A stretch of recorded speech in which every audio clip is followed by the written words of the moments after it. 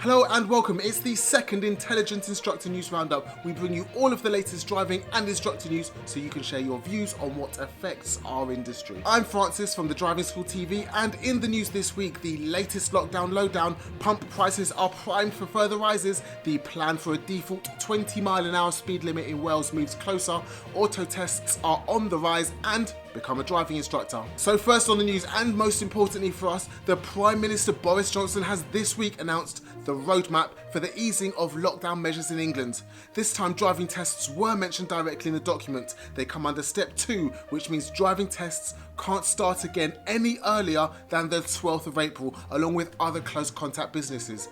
Note that plans in Scotland and Wales are different. The Welsh Government have made no announcement on lockdown easing, with the next review on the 12th of March. Scotland has released a framework for easing but haven't attached any dates to it yet. Is this the ray of sunshine instructors in England have been waiting for, or is it all too fast, too soon? Have your say now in the comments. Next on the news, petrol and diesel pump prices could rise by as much as 10p per litre as the price of oil hits a 13-month high. Petrol prices have been rising for 13 straight weeks now, according to RAC Fuel Watch data. The lower prices were initially due to US sanctions on China, a slowing economy, and the global shutdown creating a surplus in oil production. Those still driving through March and April paid less to fill up than they had done since mid-2016. Now, with the Chancellor's budget less than 2 weeks away, the last thing that drivers need is a fuel duty increase, not least as petrol prices have now been rising for 13 consecutive weeks. How would your business be affected if fuel prices kept increasing at this rate?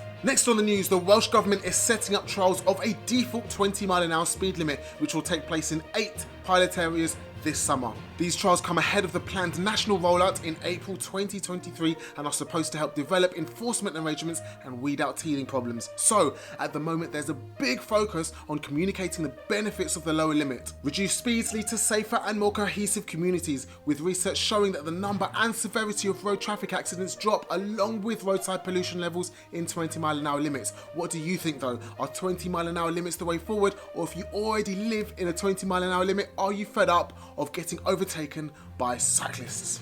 Next on the news, it shouldn't be a massive surprise, but driving tests taken in an automatic vehicle rather than a manual are on the increase. The old thinking that passing your test in a manual is the way to go because then you can drive anything is slowly declining, and the old adage that automatic cars are few and far between, more expensive and less fuel efficient is now a myth. Automatic gearboxes are generally smoother, more responsive and as fuel efficient as manual ones. In some countries, learning to drive does now reflect this. If you've taken your driving test in an automatic, you just have to do a driving lesson with a professional to also qualify to drive manual, and the DVSA have just launched a consultation that includes this very issue. In reality, with diesel and petrol engined new cars banned from 2030, the growth in automatic testing will be huge.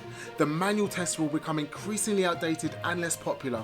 Searches for driving lessons in electric cars went up 20% across England in 2020. Have you thought about making the switch to electric yet? And what are the benefits and barriers that you found? And last on the news this week, would you flip to the other side of the industry and become a driving examiner? The DVSA are currently on a recruitment drive for new driving examiners, but there's less than a week to go for applications to be accepted. So why are they doing this now? It's part of a campaign to increase test appointment availability because the demand is just so high at the moment, and the issue of waiting times is just set to get worse. So, having sat out of paid employment as a self-employed driving instructor over the full course of the nationwide shutdown, you might be thinking it's time to take a job with benefits but also stay in the driver training industry. If this sounds like something you'd be interested in, the link to the Civil Service Jobs website and links to all of the other stories I've covered today are in the description below. That is it for today's Intelligent Instructor News Roundup. I've been Francis from the Driving School TV. Catch us back next week on Friday for the latest news and to have your say. In the meantime, drive safe.